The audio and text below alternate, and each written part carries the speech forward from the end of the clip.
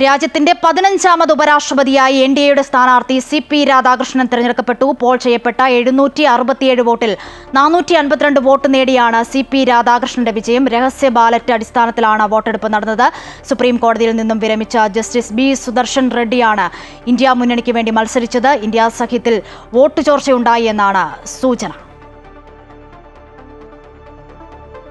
വിവരങ്ങളുമായി ഡൽഹിയിൽ നിന്നും കെ പ്രശാന്ത് ചേരുന്നു. പ്രശാന്ത്, സി.പി. രാധാകൃഷ്ണന്റെ വിജയം 767 വോട്ടിൽ നിന്നും 452 വോട്ട് നേടി എന്നുള്ളത് പ്രസക്തമാണ്. അതേസമയം മറ്റൊരു കാര്യം, ഇന്ത്യ സഖ്യത്തിൽ വോട്ട് ചോർച്ചയുണ്ടായി എന്ന സൂചനകളും പുറത്തുവരുന്നു. പ്രശാന്ത്,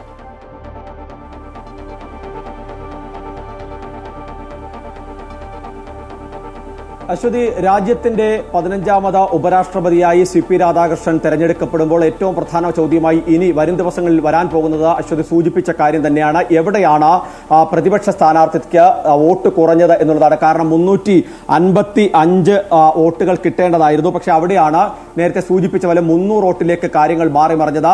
424 വോട്ടിന്റെ അല്ലെങ്കിൽ 424 അംഗങ്ങളുടെ ഭൂരിപക്ഷമാണ് രണ്ട് സഭകളിലുമായി, ഇരുസഭ പാർലമെന്റ് രാജ്യസഭയിലും ലോക്സഭയിലുമായി എൻഡിഎക്കുള്ളത്. അവിടെയാണ് 455 എന്ന നിലയിലേക്ക് 52 എന്ന നിലയിലേക്ക് വരുന്നത്.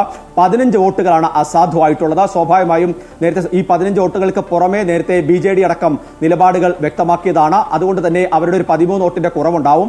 പക്ഷേ അപ്പോഴും ഈ പറയുന്നത് പോലെ എവിടെയാണ് പ്രതിപക്ഷ വോട്ടുകളിൽ വിള്ളലുണ്ടായത് എന്നുള്ളത് പ്രധാനപ്പെട്ട ചോദ്യം തന്നെയാണ്. രഹസ്യ വോട്ടുകൾ ബാലറ്റ് ആയതുകൊണ്ട് തന്നെ സ്വാഭാവികമായും അത് കണ്ടെത്തുക എളുപ്പമല്ല. പക്ഷേ അപ്പോഴും ഈ പറയുന്നത് പോലെ ഏതെങ്കിലും ഒരു തരത്തിൽ ഇത്തരത്തിലൊരു നീക്കം ഉണ്ടായിട്ടുണ്ട് എന്ന് തന്നെ വിലയിരുത്തേണ്ടി വരും. അതായത് പ്രത്യേകിച്ച് നേരത്തെ നമുക്കറിയാം, ദക്ഷിണേന്ത്യ സംസ്ഥാനങ്ങളിൽ നിന്ന് കൃത്യമായി രാഷ്ട്രീയം പറയുന്ന ഒരു നേതാവിനെ കൊണ്ടുവന്നതിലൂടെ വലിയ സന്ദേശമാണ് പ്രധാനമായും BJPയും ഒപ്പം തന്നെ RSSും അല്ലാതെ സംഘപരിവാർ സംഘടനകളും മുന്നോട്ട് വെച്ചത്. അത് കൃത്യമായ രാഷ്ട്രീയമാണ്. കാരണം ഇനി വരാൻ പോകുന്നത് സ്വാഭാവികമായും ദക്ഷിണേന്ത്യൻ സംസ്ഥാനങ്ങൾ കേന്ദ്രീകരിച്ചുള്ള BJPയുടെ രാഷ്ട്രീയ നീക്കമാണ്.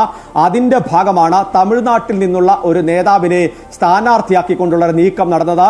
ഒരുപക്ഷെ പ്രതിപക്ഷവും അത്തരം സ്ഥാനാർത്ഥിയെ പ്രഖ്യാപിക്കുന്നൊക്കെ ഒരു നീക്കങ്ങൾ ഉണ്ടായിരുന്നു. പക്ഷെ അവിടെ നിന്നാണ് പിന്നീട് സുദർശൻ റെഡ്ഡിയിലേക്ക് കാര്യങ്ങൾ എത്തിയത്. അപ്പോഴും സി.പി. രാധാകൃഷ്ണൻ എന്ന് പറയുന്ന രാഷ്ട്രീയക്കാരൻ അത് മഹാരാഷ്ട്ര ഗവർണറാണ്. പക്ഷേ അതിലേറ്റവും പ്രധാനപ്പെട്ടത് അദ്ദേഹം തമിഴ്നാടിന്റെ BJP സംസ്ഥാന അധ്യക്ഷനായി ദീർഘകാലം സേവനമനുഷ്ഠിച്ചു. ഒപ്പം തന്നെ ലോക്സഭ അംഗമായിരുന്നു. അങ്ങനെ കൃത്യമായ രാഷ്ട്രീയ നീക്കങ്ങൾ നടത്താൻ കഴിയുന്ന ഒരു നേതാവിനെയാണ് ഇപ്പോൾ പാർലമെന്റ് ഉപരിസഭയിലേക്ക് എത്തിച്ചത് എന്നുള്ളത് പ്രധാനപ്പെട്ട കാര്യം തന്നെയാണ്.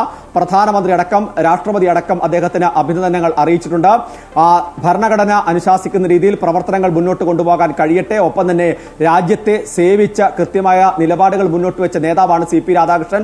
അദ്ദേഹത്തിന് അത് തുടരാൻ കഴിയട്ടെ എന്നുള്ള പ്രധാനമന്ത്രിയുടെ ആശംസയിൽ തന്നെ എന്തായിരിക്കും ഇനി അങ്ങോട്ടുള്ള രാഷ്ട്രീയ നീക്കങ്ങളെന്ന് വളരെ കൃത്യമായി വ്യക്തമാണ്. പ്രത്യേകിച്ച് DMK രാഷ്ട്രീയത്തിന്റെ പിടിയിലാണ് തമിഴ്നാടുള്ളത്. ഒപ്പം തന്നെ കേരളമടക്കമുള്ള ദക്ഷിണേന്ത്യൻ സംസ്ഥാനങ്ങളിലേക്ക് കടന്നു കയറാനുള്ള BJPയുടെ നീക്കങ്ങളൊക്കെ തന്നെയുണ്ട്.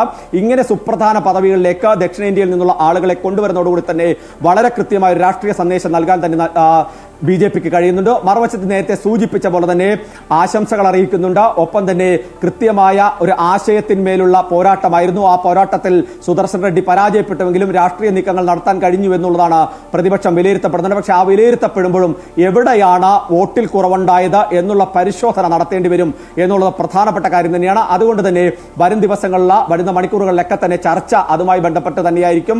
ഇനി അങ്ങോട്ടുള്ള ദിവസങ്ങളിൽ ഇതൊരു രാഷ്ട്രീയ വിഷയമായി കൂടി തന്നെ ചർച്ച ചെയ്യുമെന്ന ഉറപ്പാണ് അശ്വതി.